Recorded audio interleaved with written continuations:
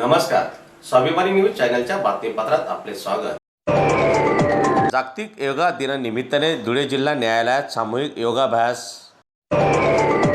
आंतरराष्ट्रीय योग दिनानिमित्त धुळे जिल्हा न्यायालय परिसरात सामूहिक योगाभ्यास कार्यक्रमाचे आयोजन आज करण्यात आले। या कार्यक्रमात न्यायाधीश, वकील तसेच न्यायालयीन कर्मचारी यांनी स्फूर्त सहभाग नोंदवत विविध योगासने व प्राणायामाचा सराव केला। योगामुळे शारीरिक आणि मानसिक आरोग्य सुदृढ राहण्यास मदत होते, तसेच दैनंदिन जीवनातील तणाव कमी करण्यासाठी योग उपयुक्त असल्याचे यावेळी मान्यवरांनी सांगितले।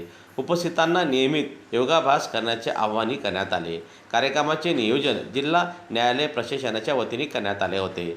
सामूहिक योगाभ्यासामुळे आरोग्याबाबत जनजागृती होण्यास मदत झाली असून कार्यक्रम यशस्वीरित्या पार पडला।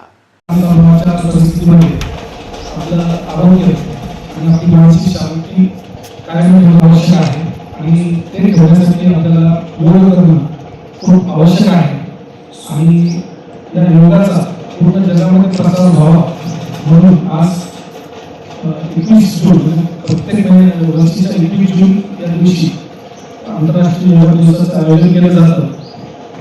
मी आता त्या ठिकाणी जास्त वेळ न घेता सर्वांचं जीवन धकाधकीचं आणि धावपळीचं झालेलं आहे। या धावपळीच्या जीवनामध्ये कुठेतरी आपल्या मनाला आणि शरीराला विश्रांती आणि स्थैर्य मिळण्याकरता योगाची अत्यंत आवश्यकता आहे। विशेषतः न्यायिक अधिकाऱ्यांचं जे जीवन आहे त्यांचा बराचसा काळ बैठक काम करण्यामध्ये जातो आणि अशावेळी शरीराला फ्लेक्झिबिलिटी आणि मोबिलिटी असणं खूप आवश्यक आहे आणि त्याच्याकरता सगळ्यांनी कमीत कमी 5 मिनिटं आणि जास्तीत जास्त 1 तासापर्यंत योगाभ्यास करावा। त्याच्यामध्ये आसनं करावीत, प्राणायाम करावा आणि थोडंसं मेडिटेशन पण करावं, जेणेकरून अंतर्मुख होऊन आपल्याला स्वतःचं काय म्हणतो आपण त्याला म्हणू की आत्मपरीक्षण आपल्याला करता आलं पाहिजे आणि त्याच्यानंतर आपला दिवस हा अतिशय सुंदर गेला पाहिजे।